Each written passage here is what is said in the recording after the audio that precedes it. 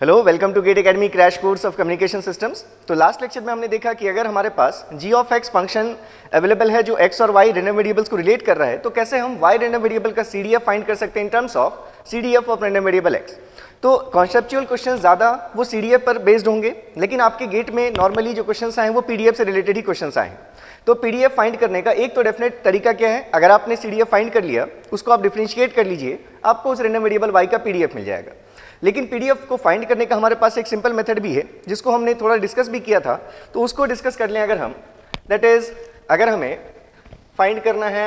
PDF probability density function of random variable y, that is what g of x। तो यहाँ पर आप अगर लिखें तो आप इस PDF को फाइंड करने के लिए लिखते हैं कि let if g of x, ये आपके रैंडम वेरिएबल y की वैल्यू आपने लिखी, y को रिप्रेजेंट किया x के टर्म्स में आपने। अगर y रैंडम वेरिएबल की वैल्यूज को y से आप रिप्रेजेंट कर रहे हैं, then it will be g of x, जहां पर x क्या है, रैंडम वेरिएबल x की वैल्यूज हैं। तो अगर हम कहें कि if function gx has n real roots at x equals to x1, x2, xn up to xn, अगर हम मान लें कि हमारे g ऑफ x फंक्शन के n रियल रूट्स हैं x के टर्म्स में, x1, x2, x3 up to xn, तो आप यहाँ डायरेक्टली लिख सकते हैं कि PDF of random variable y, that is fy of y is equals to summation from, ये जितने भी हमारे पास रूट्स हैं, that is i equals to, हो सकता है minus infinity to plus infinity, infinite roots भी हों, तो हम यहाँ पर जनरल केस लिख लेते हैं माइनस इन्फिनिटी टू इन्फिनिटी, या आप लिखें i equals to 1 to n fx of xi upon magnitude of g dash of xi। मतलब ये चीज क्या लिखी हमने, g डैश ऑफ xi मतलब g dash of xi is equals to d by dx of जो फंक्शन है आपका gx, और इस डिफरेंशिएशन की value at x equals to xi। ऐसे ही जो आपने ये लिखा है फंक्शन fx ऑफ PDF, ये जो वैल्यू लिख रहे हैं आप fx ऑफ xi,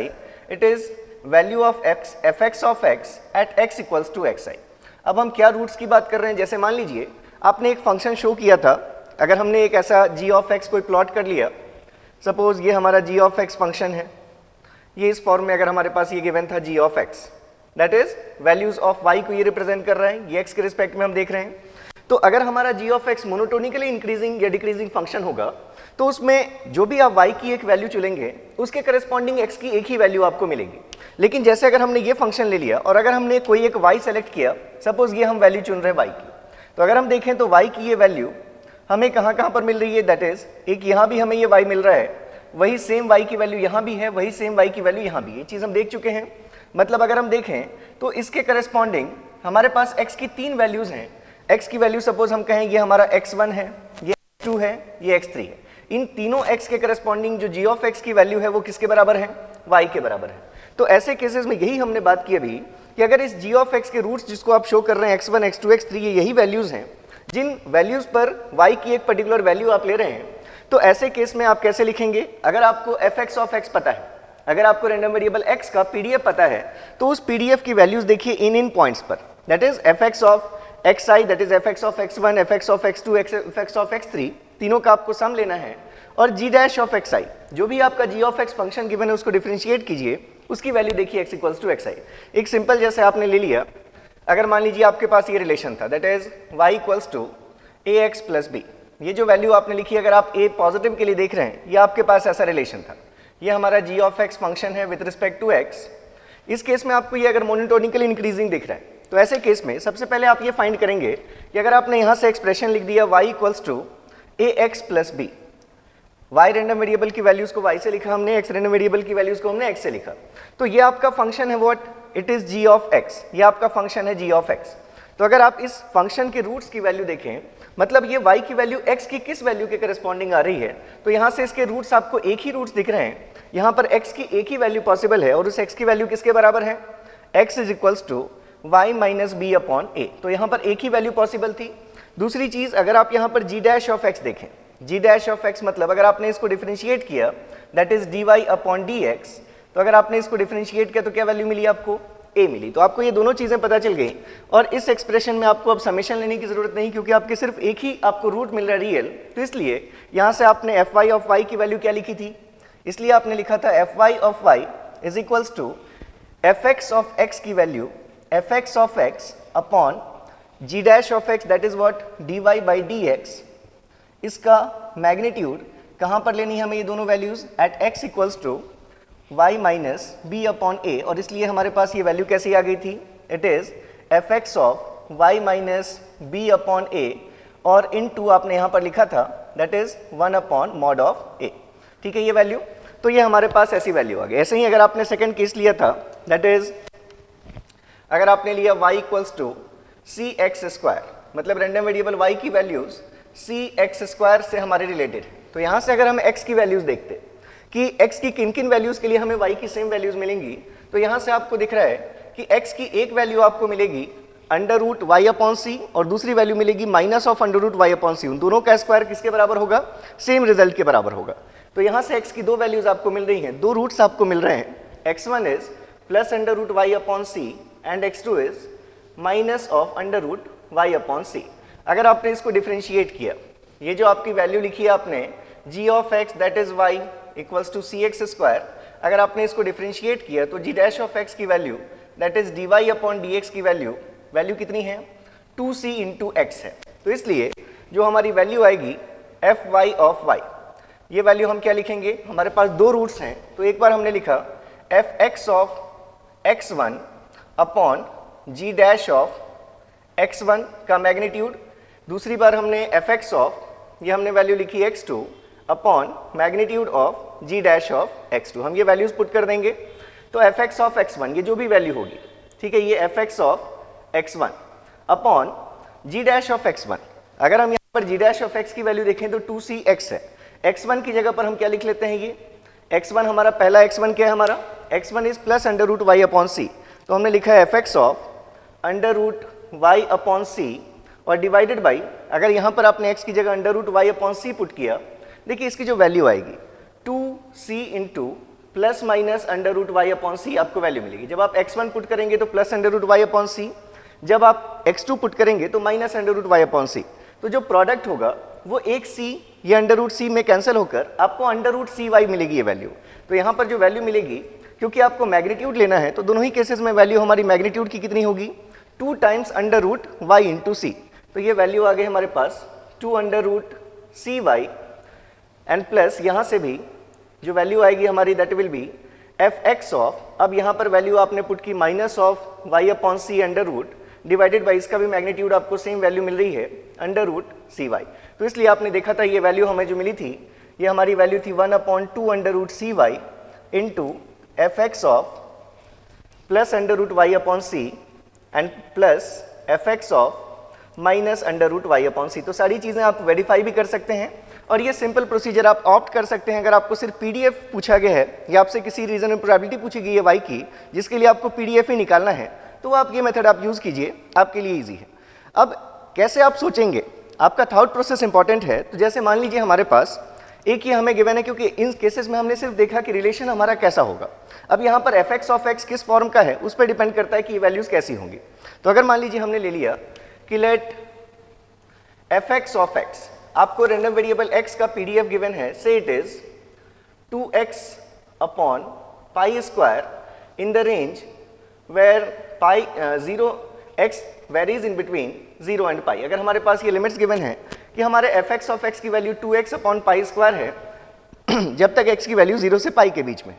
और हमारे पास ये गिवन है कि जो रैंडम वेरिएबल y है वो x से कैसे रिलेटेड है। अगर हमारे पास ये वैल्यू गिवन है, say it is sine x, ये हमारा g ऑफ x फंक्शन है। इट इज हमारा ये कोई रैंडम वेरिएबल x का फंक्शन हमने डिफाइन किया, जिसको हमने कहा रैंडम वेरिएबल y, वो कैसा है हमारा y equals to sine x, ये हमारा रैंडम वेरिएबल है। तो अब अगर हमें इसके लिए अगर हमें पीडीएफ फाइंड करना है इस रैंडम वेरिएबल y का, तो कैसे फाइंड करेंगे हम पीडीएफ। तो देखिए सबसे पहले अगर हम देखें कि ये जो हमारा पीडीएफ है, अगर आप इस पीडीएफ को प्लॉट करेंगे, ये आपने अगर x के रिस्पेक्ट में, आपने ये x के रिस्पेक्ट में प्लॉट किया एफ एक्स ऑफ x,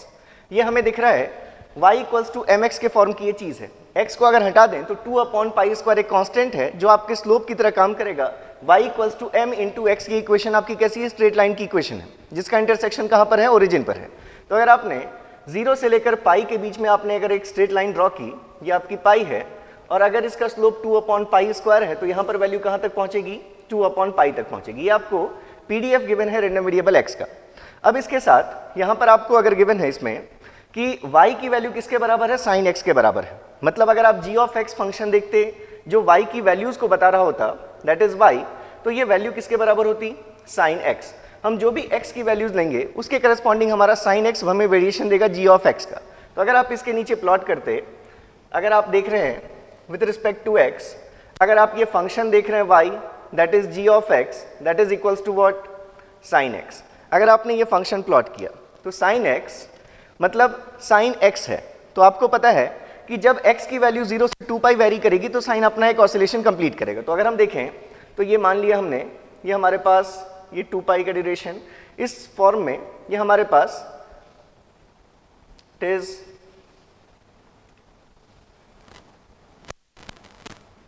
ये ऐसे ही हमारे पास ये साइनसोइडल वेव है, आप इसको अच्छे से बना लेंगे, ठीक है। तो ये साइन x है, मतलब ये वेरी करेगा from -∞ to +∞।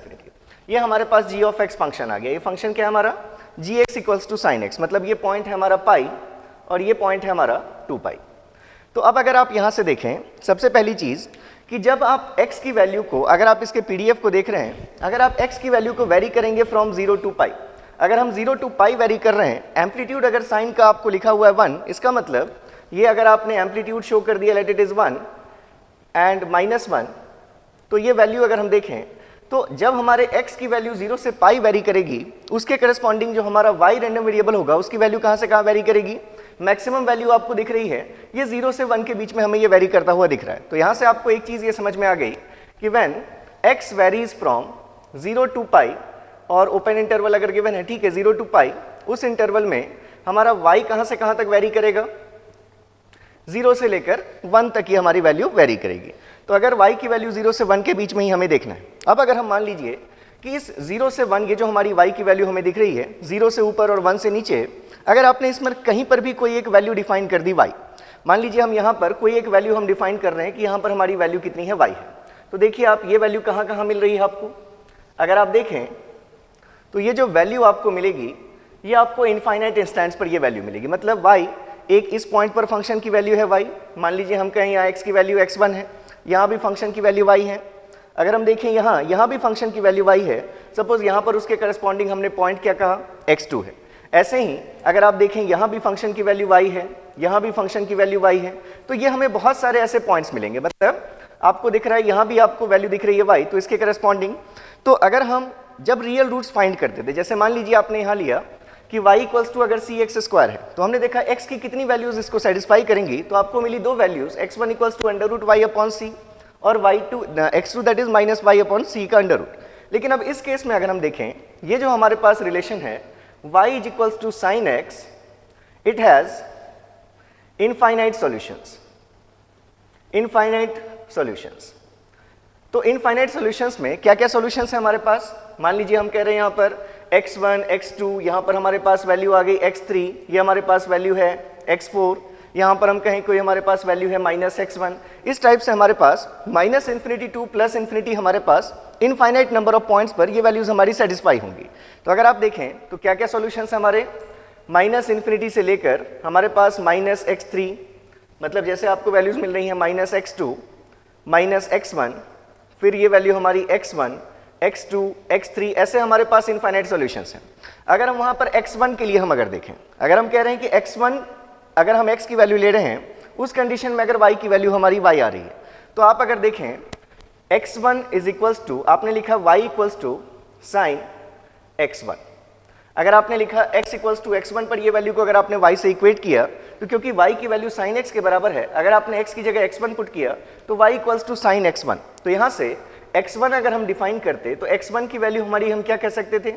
Sine inverse y कह सकते थे। ठीक है, ये हम अगर x1 पर्टिकुलर अगर सॉल्यूशन में हम इंटरेस्टेड होते तो उसकी वैल्यू को हम क्या लिख सकते थे, साइन इनवर्स y लिख सकते थे। दूसरी चीज़, ये जो आपका फंक्शन है जिसको आपने डिफाइन किया gx के नाम से, हमें दो चीज़ें चाहिए। हमें क्या क्या चीज़ें चाहिए, कितने रियल रूट्स हैं हमारे gx फंक्शन के, और दूसरी चीज़ हमें देखनी है कि g' ऑफ x की वैल्यू क्या होगी उन रियल रूट्स पर। तो आपने पहले ये देख लिया कि इस इक्वेशन के तो इनफाइनाइट रूट्स हो सकते हैं, लेकिन अब अगर हम इसमें देखें कि dy/dx की वैल्यू क्या है, तो यहाँ से अगर आप देखेंगे dy/dx, जो आप क्या फाइंड कर रहे हैं, that is what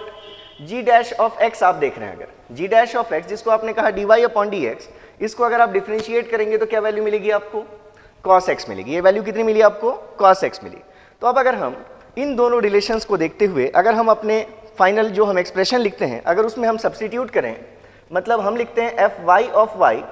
is equals to summation from, अगर इनफाइनाइट रूट्स हैं तो i equals to minus infinity to plus infinity F x of X I divided by magnitude of ji dash of X I. ये लिखा हमने relation. अब अगर हम अपने F x of X I को देखें, क्योंकि ये आपको एक तरह से F x of X I पर अगर ये डिपेंडेंट टर्म्स हैं तो इसमें ठीक है इसके इनफाइनाइट नंबर ऑफ एक्स की वैल्यूज़ के लिए आपको ये वाई वैल्यू मिल रही थी, लेकिन अगर आप देखें तो इस F x given F x के लिए सिर्फ दो ही आपकी रियल सॉल्यूशंस हैं, ये x1 और x2 जो इस रीजन में लाई कर रहे हैं। अगर आप देखें तो सिर्फ आपको ये एक x1 और ये एक x2, बस यही दो पॉइंट्स कहाँ दिख रहे हैं जो इस गिवन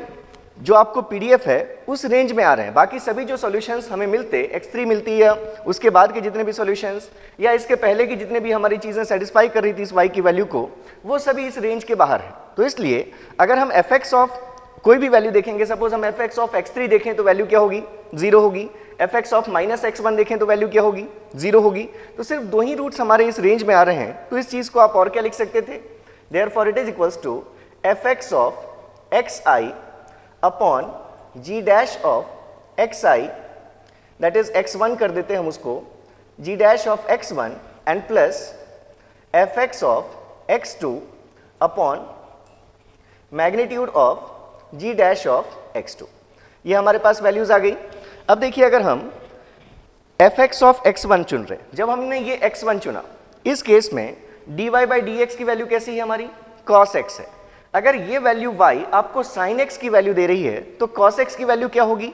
हम जो ये वैल्यू लिख रहे हैं cos x, इस वैल्यू को हम और क्या लिख सकते थे? Under root 1 minus sine square x लिख सकते थे। और अगर हमने y equals to sine x मान रखा है, अगर हम साइन एक्स को y कह सकते हैं तो इस वैल्यू को हम क्या कह सकते हैं? Under root of 1 minus Y square कह सकते हैं, क्योंकि हमें क्या लिखना होता है? x की वैल्यूज y के टर्म्स में लिखनी होती हैं। तो ये जो हमारे पास dy बाई डी एक्स आया cos x, अब हमें इसकी वैल्यू को कहाँ पर इवैल्यूएट करना था? Eight x equals to x1 पर इवैल्यूएट करना था। अगर हमने देखा x इक्वल्स टू x1 पर, तो वैल्यू हमारी sin x की वैल्यू y है, तो cos x की वैल्यू क्या होगी? Under root y square, under root 1 minus Y square. ऐसे ही आपने देखा x2 पर भी हमें निकालना है इसी cos x की वैल्यू, तो x2 पर भी cos x जो हमारा sin x है वो y है, तो cos x की वैल्यू क्या होगी? Under root 1 minus Y square होगी। तो इसलिए अगर आपने इस इक्वेशन को आप सब्स्टिट्यूट किया इसमें वैल्यूज, तो आपके पास ये वैल्यूज आ गई। इन दोनों का मैग्नीट्यूड और value 1 upon under root y square वो कांस्टेंट है, उसको हम बाहर कर लेते हैं 1 upon under root 1 minus Y square. अब यहाँ से देखिए क्या चीज़ रहेगी? F x of x1 plus F x of x2। F x of x आपका क्या गिवन है? एफ एक्स ऑफ x ये आपको गिवन है 2x upon pi square.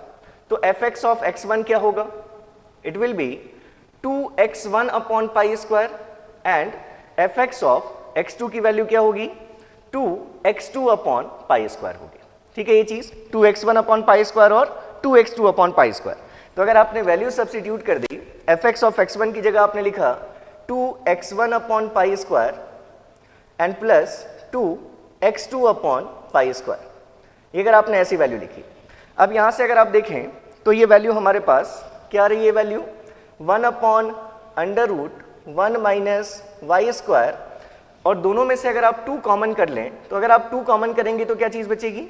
x1 plus x2। अब ये सिमेट्री देखिए, अगर आप कह रहे हैं कि ये साइन का वेरिएशन है, तो आप किस सिमेट्री से आपको पता है कि ये x1 पॉइंट इस x2 को हम और क्या लिख सकते हैं? जितना ये x1 पॉइंट 0 से दूर है उतना ही ये x2 पॉइंट क्या होगा? पाई से पहले होगा। मतलब सिमेट्री से आप ऐसा लिख सकते हैं कि this x1 plus x2 is equals to pi minus x1। ऐसा लिख सकते हैं आप इसको। x2 पॉइंट को अगर आप देखें तो आप इसको क्या लिख सकते हैं? पाई माइनस x1 लिख सकते हैं। सेम पॉइंट आएगा आपका क्या? x2। तो अगर आपने यहाँ सब्स्टिट्यूट किया, then it will be 2 into x1 plus pi minus x1 and divided by under root of 1 minus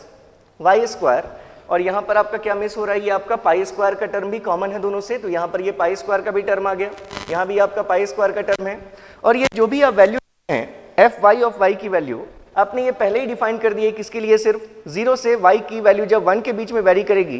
तभी हमें ये CDF मिलेगा, PDF, क्योंकि x की PDF के अकॉर्डिंग उसके बाद हमारी वैल्यूज कैसी हैं, 0 हैं। जब x वेरी करेगा 0 से पाई तो y की वैल्यू वेरी करेगी फ्रॉम 0 to 1। तो इसलिए फाइनल हमारे पास जो एक्सप्रेशन आया ये वैल्यूज कैंसिल आउट हो गई और हमारे पास रिलेशन आ गया ये कि fx ऑफ x से रिलेटेड जो आपका fy ऑफ y मिला, fy of y is equals to, एक पाई का टर्म कैंसिल हो जाएगा तो 2/पाई under root 1 minus Y square, और ये किस रीजन में है, for y varies in between 0 and 1। तो अगर आप इसका PDF ड्रॉ करते तो कैसा PDF आता ये, अगर आप ये PDF ड्रॉ करेंगे विथ रिस्पेक्ट टू y, अगर आपने ये ड्रॉ किया fy ऑफ y, तो हमारी वैल्यू अगर आप y की वैल्यू अगर 0 पुट करेंगे तो कहाँ से स्टार्ट होगी ये वैल्यू, 2/पाई से स्टार्ट होगी। और जैसे जैसे आप y की वैल्यू कम बढ़ाएंगे मतलब ये डिनोमिनेटर छोटा होता जाएगा, क्योंकि 0 से 1 के बीच में ही आपका y वेरी कर रहा है, डिनोमिनेटर छोटा होगा मतलब न्यूमरेटर ओवरऑल फंक्शन क्या बनेगा आपका, इंक्रीज करेगा। तो आप अगर देखें तो ये वैल्यू स्टार्ट होगी 2/पाई से,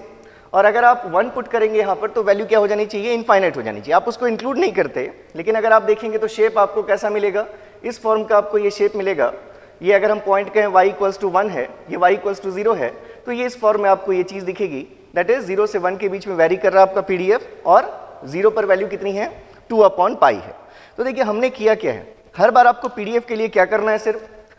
ये जो भी आपको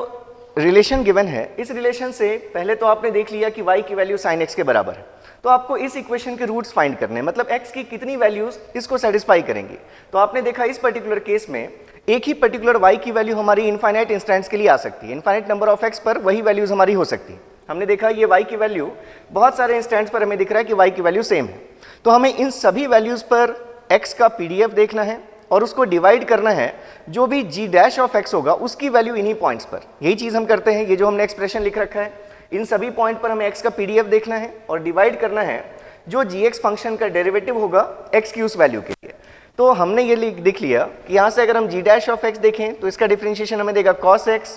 अगर हम इस cos x को x1 और x2 के लिए सिर्फ इवेल्युएट करें, क्योंकि हमने देखा कि बहुत सारे सॉल्यूशंस हो सकते थे, लेकिन इस रेंज में जो x की PDF है, क्योंकि अगर हम इस PDF की वैल्यू इसके पहले कहीं देखेंगे, 0 के पहले या हम पाई के बाद कहीं भी देखेंगे तो वैल्यू 0 होगी, इसलिए बहुत सारे रूट्स में से आपके 2 ही रूट्स यहाँ पर बच गए जिन पर आपका PDF नॉन जीरो है। वो रूट्स कौन कौन से हैं, x1 और x2। तो इन दोनों रूट्स पर आपने इस फंक्शन की वैल्यू देखी जो x का PDF गिवन था और आपने उसको डिवाइड किया डिफरेंशिएशन से, तो ये cos x डिफरेंशिएशन है। अगर इस cos x की वैल्यू हम देखें eight x equals to x1,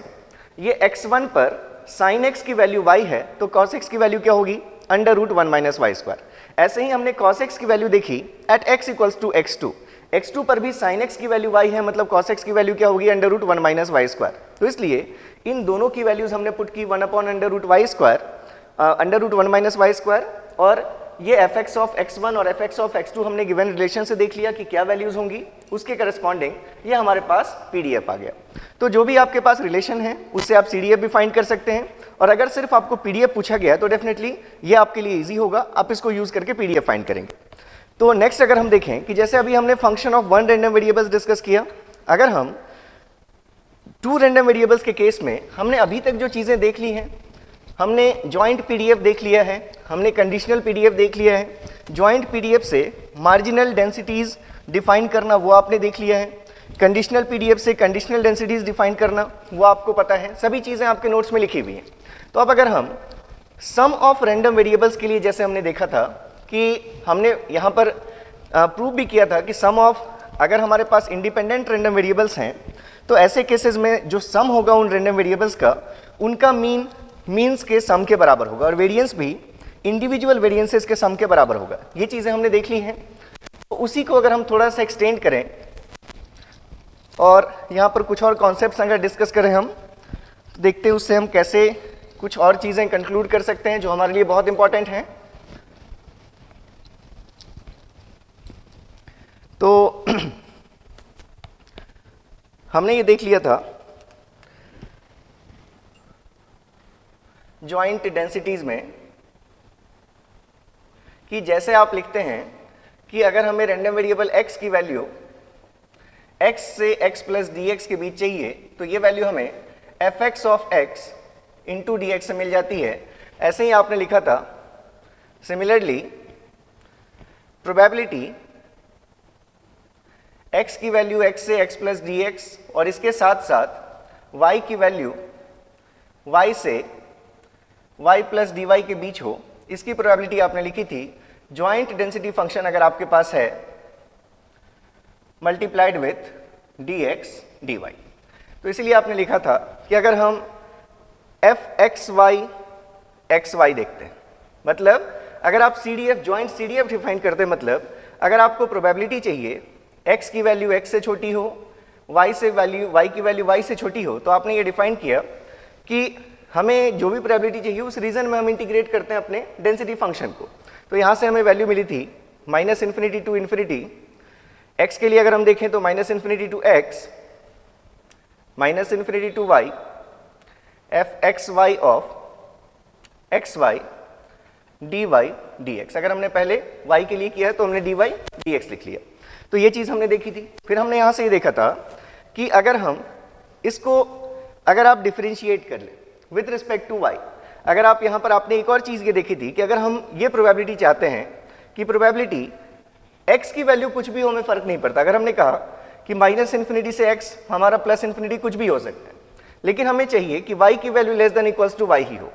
तो आपने इसको और क्या कहा था कि हम सिर्फ y की प्रोबेबिलिटी पर कंसर्न्ड हैं, तो ये चीज़ हम इसको लिख सकते हैं fy of y,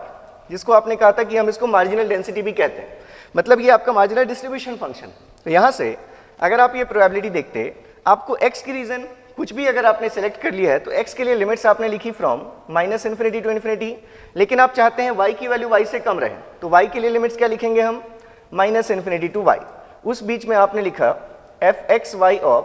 xy dy dx।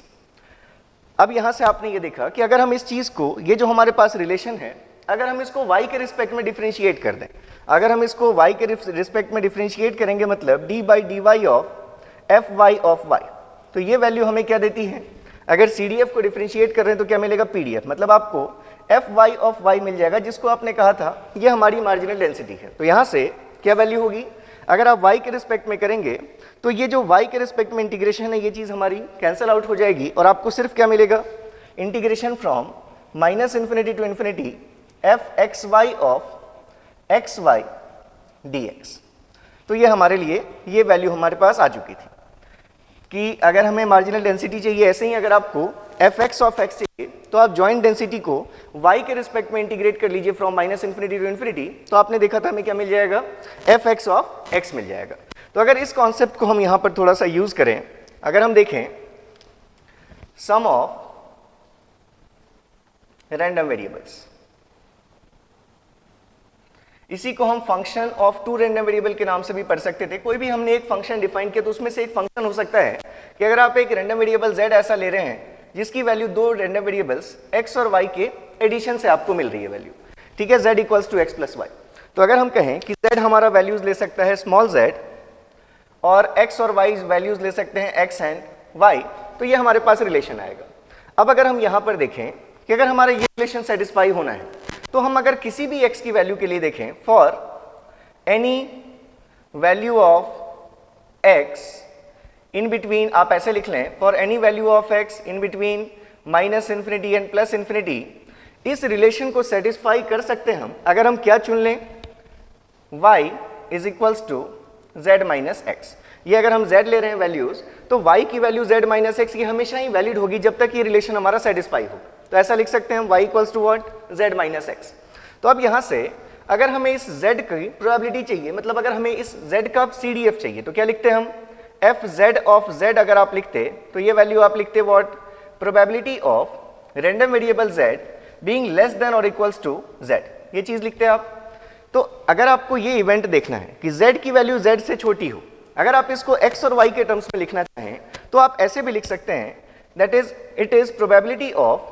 z की वैल्यू z से छोटी तब होगी जब अभी हमने जो कंडीशन लिखी कि हम x की कोई भी वैल्यू चुन लें, मतलब अगर हम चुन लें कि x लेस देन और इक्वल्स टू इन्फिनिटी, ठीक है, x की वैल्यू ऑब्वियसली -∞ से कम होना, अगर हमने रेंज ले लिया मतलब -∞ टू इन्फिनिटी कोई भी वैल्यू x की हो सकती है। और इसके साथ अगर हम कंस्ट्रेंट यूज कर लें कि y must be less than और equals to z minus X, z minus x. तो अगर हम ये कंडीशन अप्लाई कर देंगे तो x की वैल्यू कुछ भी हो लेकिन y की वैल्यू अगर z माइनस एक्स है तो आपको यही प्रोबेबिलिटी मिलेगी कि z की वैल्यू उस टाइम में हमेशा क्या होगी, z से छोटी या z के इक्वल होगी। तो अगर अब हमें ये प्रोबेबिलिटी देखनी, अभी हमने देखा कि अगर x पर हम कोई कंस्ट्रेंट नहीं रखते, अगर हमें x और y का जॉइंट डेंसिटी फंक्शन पता है तो इस प्रोबेबिलिटी को हम कैसे लिख सकते हैं? तो यहां से हम लिख सकते हैं this fz of z is equals to integration for x की वैल्यू हमने ले ली minus infinity to plus infinity, और y पर क्या कंस्ट्रेंट है, y की वैल्यू छोटी होनी चाहिए अगर, तो हमने लिया माइनस इन्फिनिटी से z माइनस एक्स। उसके बाद फिर हमने लिखा अपना joint density function rho x f x y of x y, और आपने यहाँ लिखा पहले dy y के रिस्पेक्ट के लिए और ये वैल्यू dx, ये ऐसी वैल्यू आ गई आपके पास। अब अगर आप चाहें तो इसको ऐसे भी लिख सकते थे, it is f z of z integration minus infinity to infinity dx। देखिए यहाँ पर आप पहले इस इंटीग्रल को इवेल्युएट करेंगे, जो भी चीज आएगी वो x के रिस्पेक्ट में आएगी, उसके बाद फिर आप उसको dx लेकर मतलब x के रिस्पेक्ट में इंटीग्रेट करेंगे। तो इसलिए हमने अगर पहले लिख लिया इसको dx और उसके बाद minus infinity to z minus x f x y of x y dy, ऐसा लिख सकते हैं हम। अब देखिए अगर हम इस चीज को z के रिस्पेक्ट में डिफरेंशिएट कर ले, अगर हम इसको z के रिस्पेक्ट में डिफरेंशिएट कर रहे हैं तो CDF का डिफरेंशिएशन हमें क्या देगा, PDF देगा। मतलब अगर हम यहां पर लिखें दैट इज, अगर हमें लिखना हो F z of Z, F z of z, तो ये वैल्यू क्या होगी, D by D Z of F capital F z of Z, मतलब CDF को अगर हम डिफरेंशिएट करेंगे तो हमें क्या मिलेगा, PDF मिलेगा। अब देखिए यहां पर ये जो हम y ले रहे हैं, इस y को हम क्या लिख सकते हैं, z माइनस एक्स लिख सकते हैं। मतलब अगर ये z y हमारा z का फंक्शन है तो अगर हम z के रिस्पेक्ट में डिफरेंशिएट कर रहे हैं तो इस इक्वेशन को हम ऐसे भी लिख सकते हैं that is minus infinity to infinity, ये इंटीग्रल क्योंकि हम y को z के रिस्पेक्ट में लिखकर z माइनस एक्स लिखकर dz इक्वल्स टू dy की वैल्यू लेकर हम इस इंटीग्रल को कैंसिल आउट कर सकते हैं, प्रोवाइडेड अगर हम z की वैल्यू y की वैल्यू अगर हम क्या लें, z माइनस एक्स लें। तो इसलिए आप इस इंटीग्रल को ऐसे भी लिख सकते हैं, अगर आप डिफरेंशिएट करेंगे z के रिस्पेक्ट में तो ये इंटीग्रल एज इट इज है माइनस इन्फिनिटी टू इन्फिनिटी, उस बीच में आपने ये लिखा f x y of x, और y को आपने शो किया कि y की जगह पर आप क्या पुट कर रहे हैं, z माइनस एक्स पुट कर रहे हैं इनटू dx। आपने y equals to z minus x लेकर अगर आप डिफरेंशिएट कर रहे हैं तो dz equals to dy x constant के लिए, और आप इस इक्वेशन को ऐसा लिख सकते हैं कि अगर हम z के रिस्पेक्ट में डिफरेंशिएट करेंगे तो ये वैल्यू हमें क्या दे देगी, dx, और ये value x at y equals to z minus x. तो ये जो चीज हमें मिल रही है that is F x y of x z minus x dx। यहां तक हम अगर आ गए, अब मान लें अगर हम कि एफ एक्स वाई जो हम लिख रहे हैं ये एफ एक्स वाई, हमने देखा था कि अगर इंडिपेंडेंट रैंडम वेरिएबल्स को हम लें तो उस केस में if x and y are independent, if x and y are independent random variables, तो हमने देखा था कि इस f x y of x y को हम कैसे लिख सकते हैं, अगर हम f x y of x y लिखते थे तो हम लिखते थे f x of x into f y of y। अगर हम लिखें f x y of x and z minus x तो इसको हम क्या लिख सकते हैं, f x of x into f y of z minus x, ऐसा लिख सकते हैं हम इसको। अगर हम ये वैल्यू यहां सब्सटीट्यूट कर दें तो ये जो हमारे पास वैल्यू आई है F z of Z that is PDF of random variable z, ये वैल्यू क्या होगी, अगर आपने यहां सब्सटीट्यूट किया तो आपको रिलेशन मिला है माइनस इन्फिनिटी टू इन्फिनिटी, इसको आपने लिखा f x of x into f Y of z minus x dx। ये यहां तक आ गए। अगर आप इस रिलेशन को देखें तो आपको कुछ एक एक्सप्रेशन याद आया होगा जो बिल्कुल इस रिलेशन से रिप्रेजेंटेड होता है। कौन सा ऐसा हम रूल यूज करते हैं जो आपको इस इक्वेशन से रिप्रेजेंटेड दिखता है, एक बार देखिए उस इक्वेशन को। तो बिल्कुल आपने आइडेंटिफाई कर लिया होगा कि अगर हम दो फंक्शंस को कन्वॉल्व करते हैं, अगर हमारा एक फंक्शन है f(x) ऑफ x, दूसरा फंक्शन है हमारा f(x) of y, fy of y, तो उनका अगर कॉन्वोल्यूशन के लिए आप एक्सप्रेशन लिखते तो आप यही सेम एक्सप्रेशन लिखते जो यहाँ पर आपको PDF के फॉर्म में दिख रहा है। तो यहां से आपका बहुत इंपॉर्टेंट कंक्लूजन ये आ गया कि अगर x और y इंडिपेंडेंट रैंडम वेरिएबल्स हैं तो उनके सम का जो PDF होगा वो इंडिविजुअल PDFs के कॉन्वोल्यूशन के बराबर होगा। तो ये आपकी एक बहुत इंपॉर्टेंट प्रॉपर्टी है। तो यहां से अगर हम अब इसको लिखें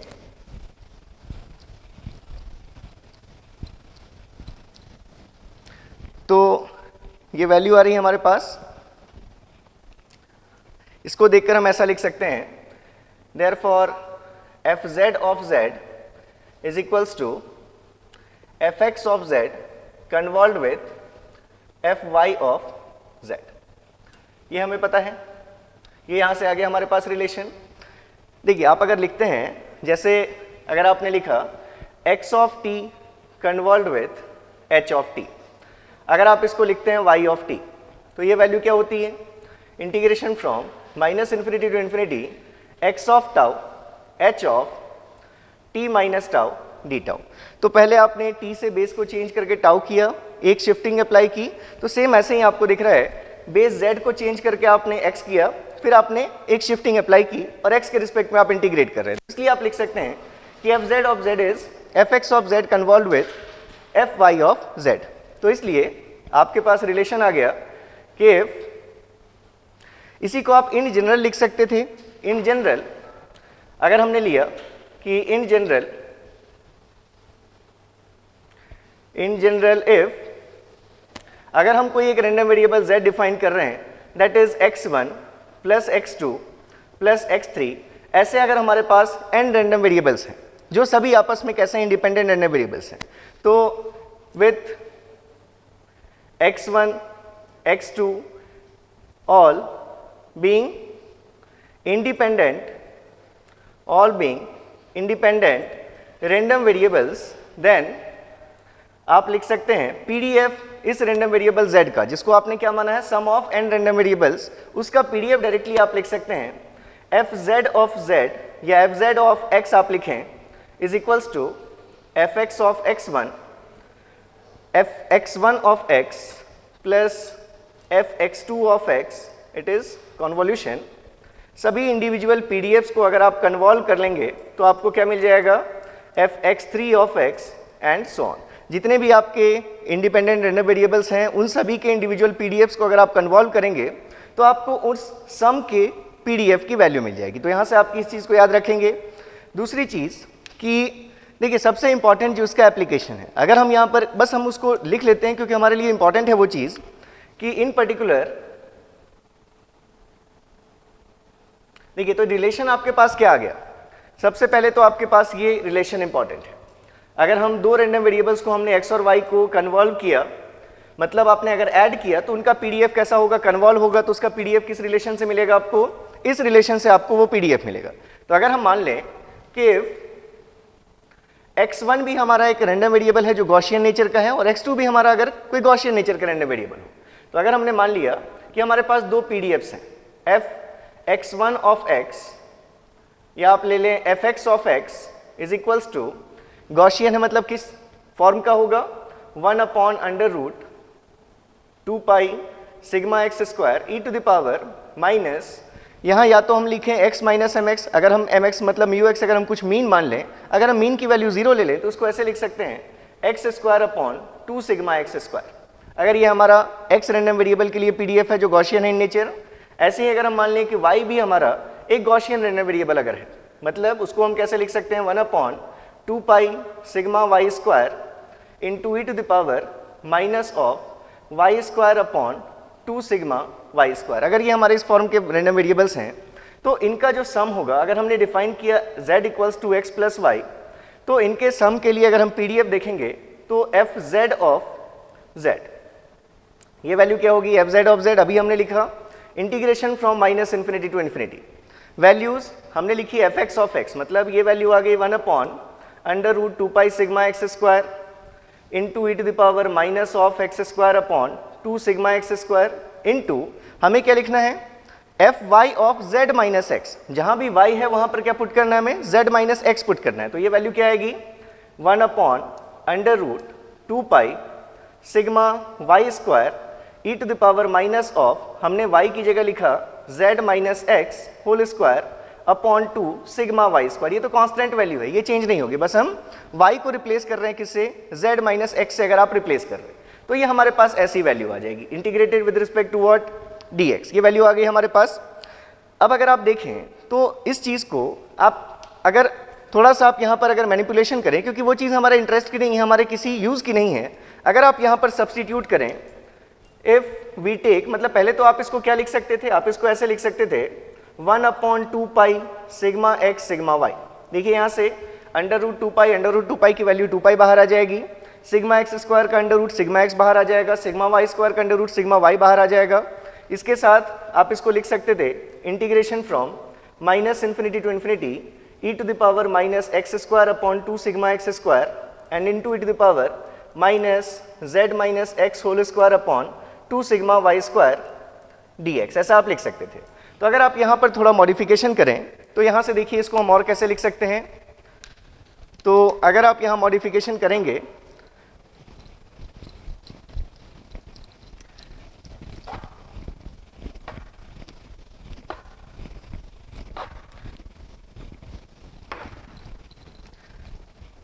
तो यहीं से आपका एक इंपॉर्टेंट थ्योरम आप डिराइव करते हैं जिसको आप नाम देते हैं सेंट्रल लिमिट थ्योरम। तो वो सेंट्रल लिमिट थ्योरम सिर्फ एक थ्योरम नहीं है, वो बहुत सारे रिलेटेड थ्योरम का आप कह सकते हैं कलेक्टिव स्टेटमेंट है, जिसको आप एक ही नाम के अंदर सिर्फ सेंट्रल लिमिट थ्योरम के अंदर आप डिफाइन कर देते हैं। तो वही चीज़ें, ये सभी चीज़ें जो हम देख रहे हैं वो उसी का एक पार्ट है। तो अगर आपने वहाँ सब्सटीट्यूट किया कि अगर हम मान लें कि लेट जो डेफिनेशन आपके पास आई, अभी आपने ये वैल्यू लिखी कि आपका जो एफ जेड ऑफ जेड मिल रहा है वो इस फॉर्म का है 1/2 pi sigma x sigma y -∞ to infinity e to the power x square upon 2 sigma x square, it is z - x square upon 2 sigma Y square in 2 dx, ये value हमारी होती है। अब अगर हम यहाँ पर सब्सटीट्यूट कर दें कि let u is equals to 1 sigma x square plus 1 sigma Y square, इस पूरे का power 1/2 times x minus z upon sigma Y square into 1 sigma x square plus 1 sigma Y square, इसका पावर 1/2। अगर आप इस चीज़ को u आप substitute कर दें, इसके बाद एक्सप्रेशन ओपन करके, तो आप देखेंगे ये जो चीज़ आपको मिलेगी इसको हम इस फॉर्म में एक्सप्रेस कर सकते हैं, that is f z of z is equals to e to the power minus of z upon 2 into sigma x square plus sigma Y square upon 2 pi under root 2 pi sigma x square plus sigma Y square into integration of e to the power minus u square by 2 upon under root 2 pi and d u for -∞ to infinity. अगर आप चाहें तो इसी expression को इस form में convert कर सकते हैं। अगर आप u की वैल्यू क्या ले लें, ये जो हमने चीज़ यहाँ पर लिखी है,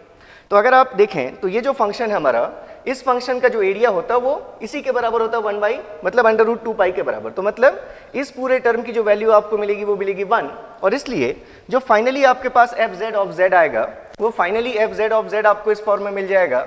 that is equals to e to the power minus z upon, या अगर हम चाहें तो उसको लिख सकते हैं sigma z square upon under root 2 पाई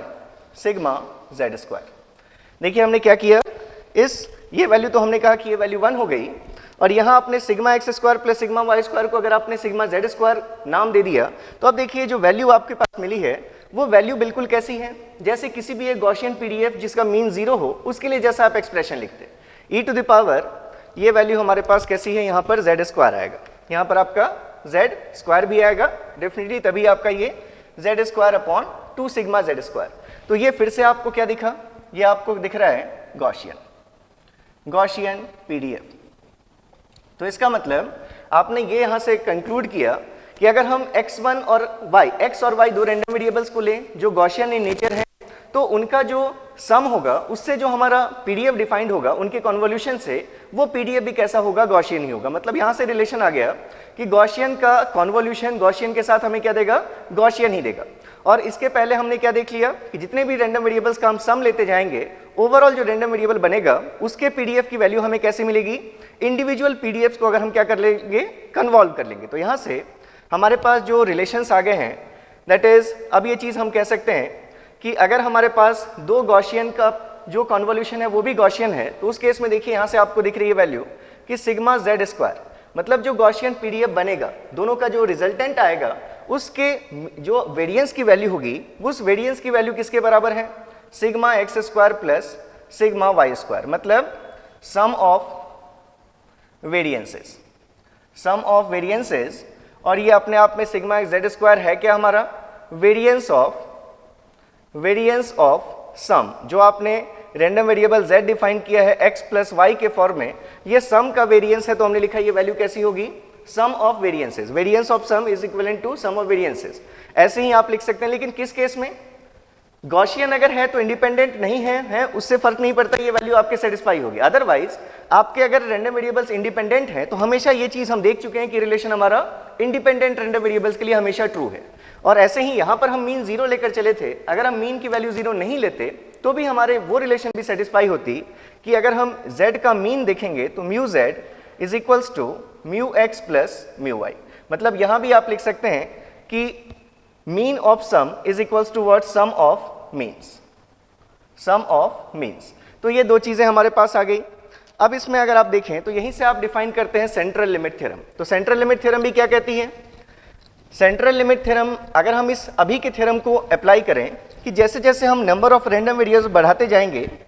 तो जो सम आएगा उस सम का पीडीएफ क्या होगा, उन सभी के इंडिविजुअल पीडीएफ्स का कन्वोल्यूशन होगा। अगर हमारे पास दो ही रैंडम वेरिएबल्स हैं तो उन दोनों के पीडीएफ्स का कन्वोल्यूशन, अगर हम तीसरा ऐड कर दें तो दोनों के कन्वोल्यूशन को फिर से कन्वॉल्व करना पड़ेगा तीसरे के पीडीएफ के साथ। तो सेंट्रल लिमिट थ्योरम ये कहती है कि अगर हम रिपीटेड कन्वोल्यूशंस देख रहे हैं तो जैसे जैसे नंबर ऑफ कन्वोल्यूशंस बढ़ेंगे तो फाइनल जो रिजल्ट होगा वो आपका अप्रोच करेगा गॉसियन पीडीएफ को। तो यही चीज़ है आपकी सेंट्रल लिमिट थ्योरम। तो यहाँ से अगर हम लिखें, प्रूफ हमारे इसमें इंपॉर्टेंट नहीं है तो प्रूफ को तो हम नहीं देख रहे हैं, लेकिन फिर भी आप स्टेटमेंट समझ सकते हैं कि अगर हम लिखते हैं central limit theorem, central limit theorem,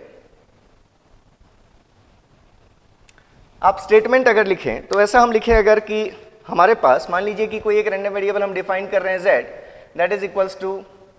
x1 plus x2 plus x3 xn, ठीक है। तो यहां पर हम लिखते हैं सेंट्रल लिमिट थ्योरम का स्टेटमेंट कि the PDF of sum of n independent random variables, sum of n independent random variables tends to approach Gaussian as n increases, as n increases। मतलब अगर हम एक से ज्यादा रैंडम वेरिएबल्स ले रहे हैं तो अभी हमने देखा कि उसके सम का पीडीएफ क्या होगा, इंडिविजुअल पीडीएफ्स का हमारा समेशन होगा। जैसे मान लीजिए हम कहें कि हमारे पास ये अगर x1 के लिए हमारे पास ये पीडीएफ है fx1 ऑफ x के रिस्पेक्ट में, अगर ये वैल्यू हमारी ऐसी 0 से 1 हो 2 हो, अगर इसको हम हमारे पास एक ये दूसरा है कोई that is fx2 of x, अगर ये भी ऐसी चीज़ है तो अगर आप इसको कन्वॉल्व करेंगे तो आपको जो वैल्यू मिलेगी वो कैसी मिलेगी, अगर आप देखें तो ये वैल्यू हमें ट्रायंगुलर शेप की ये वैल्यू मिलेगी। तो अब ये जो वैल्यू आएगी हमारी, अभी जब हम इन दोनों का कन्वोल्यूशन देखेंगे तो इट इज, अगर आप देखें fx1 of x convolved with fx2 of x, तो आप देखेंगे ये चीज़ आपको एक ट्रायंगुलर फंक्शन मिलेगी, ठीक है। अब इसके बाद जैसे जैसे इसको फिर से आप कन्वॉल्व करेंगे तो अल्टीमेटली जो आप शेप तक पहुंचेंगे, अगर आप फिर से इसको कन्वॉल्व करें, जो भी आपने एक और रैंडम वेरिएबल अगर ऐड किया उसके साथ, उसके पीडीएफ के साथ, फिर जो रिजल्ट आया उसको कन्वॉल्व कीजिए नेक्स्ट रैंडम वेरिएबल के पीडीएफ के साथ, तो जो अल्टीमेट शेप होगा इसके बाद अगर हम कन्वोल्यूशन करते रहें तो जो रिजल्ट तक हम पहुंचेंगे फाइनली, वो फाइनली जो हमारा शेप आएगा वो कैसा शेप आएगा हमारा, ये गॉसियन शेप आएगा। एक्स के रिस्पेक्ट में अगर हम मान लें कि ये z के लिए हम देखेंगे तो एफ जेड ऑफ z, ये हमेशा हमारा कैसा शेप मिलेगा हमें, ये गॉसियन शेप मिलेगा। तो यही चीज़ है आपकी सेंट्रल लिमिट थ्योरम। इंपॉर्टेंट ये है कि हमारे जो रैंडम वेरिएबल्स होने चाहिए वो इंडिपेंडेंट रैंडम वेरिएबल्स होने चाहिए। कुछ स्पेशल केसेस ऐसे हैं जिसमें अगर इंडिपेंडेंट नहीं भी हैं वो रैंडम वेरिएबल्स, उसके केस में भी हमारा गॉसियन अप्रोच करती है पीडीएफ की वैल्यू, लेकिन फिर भी आपको स्पेशल केस पर नहीं जाना। इन जनरल अगर इंडिपेंडेंट है तो डेफिनेटली ये चीज़ हमारी सेटिस्फाई होगी। तो इससे रिलेटेड बहुत सारे क्वेश्चंस फ्रेम किए जा सकते हैं। अभी तक हम क्वेश्चंस की बात अभी भी नहीं कर रहे हैं। मतलब आपके पास ये जैसे हमने ले लिया कि हमारे पास x1 x2 जिसको हमने शो किया है, अगर हम मान लेते हैं कि हमारी ये वैल्यू दे रहा है किसी दो रैंडम वेरिएबल्स के पीडीएफ की, उसका आपने फाइंड किया कि हमारा कॉन्वोल्यूशन आएगा। कॉन्वोल्यूशन कैसे फाइंड करते हैं वो आपको पता है। जनरल रिजल्ट्स आप क्या याद रखते हैं कॉन्वोल्यूशन के, कि अगर आप स्टेप का कॉन्वोल्यूशन लेते हैं स्टेप के साथ तो क्या रिजल्ट होता है, रैंप फंक्शन। जितनी आप इसमें शिफ्टिंग अप्लाई कर देंगे, अगर हम u ऑफ t माइनस 4 को u ऑफ t प्लस 6 के साथ कन्वॉल्व करेंगे तो रिजल्ट हमारा स्टेप और स्टेप के कन्वोल्यूशन का रैंप ही होगा, लेकिन -4 और +6 नेट शिफ्टिंग ऐड होकर क्या वैल्यू मिलेगी आपको, t प्लस 2 मिलेगी। ये चीजें आपको समझ में आ रही हैं। किसी भी फंक्शन का इंपल्स के साथ convolution xt convolve with any function del of t is equals to same function x of t। फिर से अगर कोई शिफ्टिंग आ गई t-3 convolve with del of t plus 7 तो ये वैल्यू क्या आ जाएगी, x ऑफ t प्लस 4। किसी भी फंक्शन का x के डेल के साथ कॉन्वोल्यूशन उसी फंक्शन के फॉर्म में मिलेगा, लेकिन क्या वैल्यू आ जाएगी, नेट शिफ्टिंग हमारी ऐड हो जाएगी। तो जैसे यहाँ जो हमने केस लिया था, अगर हम कहें कि fx ऑफ x यही रैंडम वेरिएबल है, अगर x के रिस्पेक्ट में 0 से 1 तक है, अगर मान लें कि हमारे x रैंडम वेरिएबल का पीडीएफ यही होता, अगर ये वैल्यू हमारी, अगर हमें एरिया 1 रखना हमेशा, पीडीएफ है तो एरिया 1 होगा, 1 विड्थ है तो हाइट भी क्या होगी, 1 होगी। यहाँ पर अगर हम ले लें, अगर ये 2 विड्थ है तो हाइट क्या होगी इसकी, 1/2 होगी। तो अगर आप यहाँ से देखकर लिख लेते कि fx ऑफ x, क्या वैल्यू लिखते हैं उसको हम, हाइट 1 और 0 से 1 तक एग्जिस्ट कर रहा है तो उसको हम लिख सकते थे u of x minus of u of x minus 1। ऐसे ही जो आपने y रैंडम वेरिएबल का पीडीएफ लिया है उसको आप लिख सकते थे fy ऑफ x लिखें, y लिखें, दोनों रियल नंबर्स को शो कर रहे हैं, तो ये वैल्यू क्या होती है, x के ही टर्म्स में लिख लेते हैं हम। तो इसको आप लिख सकते थे 1/2 times u of x minus u of x minus 2। अब अगर आपको इनका कॉन्वोल्यूशन देखना है तो इनका कॉन्वोल्यूशन डिस्ट्रीब्यूटिव प्रॉपर्टी को आप यूज कीजिए। एक बार इन दोनों को कन्वॉल्व किया तो यहाँ से हमें fz ऑफ x की हमें ये वैल्यू मिलती, जो z क्या है हमारा, अगर हमने z क्या डिफाइन कर रखा है, x प्लस y, अगर हमारा ये रैंडम वेरिएबल होता तो कैसा पीडीएफ होता इसका, 1/2 इन दोनों का कन्वोल्यूशन u और u का कन्वोल्यूशन रैंप, शिफ्टिंग किसी में नहीं है तो r ऑफ x, इसको इसके साथ कन्वॉल्व किया तो -1/2 r ऑफ x माइनस 2, इसको इसके साथ कन्वॉल्व किया -1/2 r ऑफ x माइनस 1, और इसको इसके साथ कन्वॉल्व किया तो +1/2 r ऑफ x माइनस 3। तो मतलब आपको दिख रही है वैल्यूज कि हमें रैंप फंक्शंस ड्रॉ करने हैं। हमारे पास रैंप फंक्शंस कहाँ से कहाँ के बीच में दिख रहे हैं हमें, अगर हम देखें तो ये रैंप फंक्शंस हमारे, ये रैंप 0 से स्टार्ट होगा, ये -2 से स्टार्ट होगा, ये -1 से स्टार्ट होगा, ये 0 से, ये +2 से, ये +1 से और ये +3 से। मतलब 0 पर एक रैंप आएगा, एक रैंप 1 पर आएगा, एक रैंप 2 पर आएगा और एक रैंप 3 पर आएगा। 0 से 1 के बीच जो रैंप चलेगा उसका स्लोप कितना है, 1/2। ये सभी रैंप वेव फॉर्म्स ड्रॉ करना आप सिग्नल में बहुत अच्छे से जानते हैं। तो 0 से 1 के बीच में अगर आप 1/2 स्लोप से चलेंगे तो वैल्यू भी कितनी गेन करेंगे, 1/2। उसके बाद जो यहाँ रैंप आया x = 1 पर, उसका स्लोप है -1/2। पहले स्लोप था +1/2, उसमें से आपने सब्ट्रैक्ट कर दिया -1/2, मतलब यहाँ 1 से लेकर 2 के बीच में आपका स्लोप कांस्टेंट रहेगा। आप 2 तक जब पहुंचे, ये पॉइंट है 1, ये 2 और ये 3, 2 पर जब आप पहुंचेंगे तो एक और रैंप ऐड हो जाएगा जिसका स्लोप है -1/2। तो यहाँ से यहाँ तक का नेट स्लोप कितना आ गया, +1/2 -1/2 -1/2, मतलब 2 नेगेटिव रैंप ऐड हो गए तो 1/2 और -1 मतलब -1/2 आपका स्लोप रहेगा। तो इसके बाद से आप 3 पॉइंट तक अगर 1/2 स्लोप से डिक्रीज करेंगे तो वैल्यू क्या आ जाएगी आपकी, 0 आ जाएगी। और जब आप 3 पर पहुंच गए तो ये रैंप भी इंक्लूड हो गया। जब चारों को आपने देखा तो नेट स्लोप ऑफ वैल्यू कितनी आ रही है, 0, इसलिए इसके बाद ये फंक्शन क्या हो गया, कांस्टेंट हो गया। तो ये आपका क्या आ गया, fz ऑफ x कहें या z कहें कि आपके पास ये वैल्यू आ गई। अब इसमें अगर कोई एक आपसे पर्टिकुलर रीजन में होने की प्रोबेबिलिटी पूछी जाती, जैसे मान लीजिए कि आपका ये क्वेश्चन होता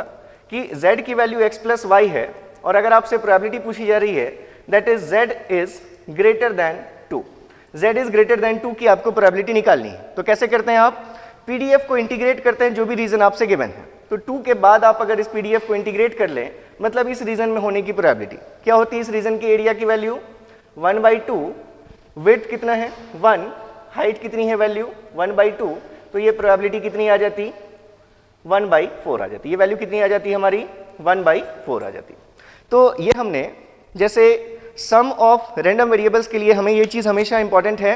कि सम ऑफ रैंडम वेरिएबल्स के केस में जो ओवरऑल रेजोनेंट वेरिएबल हमें मिलेगा उसका पीडीएफ क्या होगा, इंडिविजुअल पीडीएफ्स का हमें कॉन्वोल्यूशन लेना है। और सेंट्रल लिमिट थ्योरम से अगर हम वो रिपीटेड कॉन्वोल्यूशन लेते जाएंगे एक से एक के बाद एक के बाद, तो फाइनली हम जिस शेप तक पहुंचेंगे वो हमेशा गॉसियन होगा। और एक बार गॉसियन आ गया उसके बाद आप जब कन्वॉल्व करते रहेंगे तो वो शेप हमेशा क्या रहेगा, गॉसियन ही रहेगा। तो हमें ये याद रखना है कि अगर दो गॉसियन का भी कॉन्वोल्यूशन गॉसियन ही होगा तो उस गॉसियन के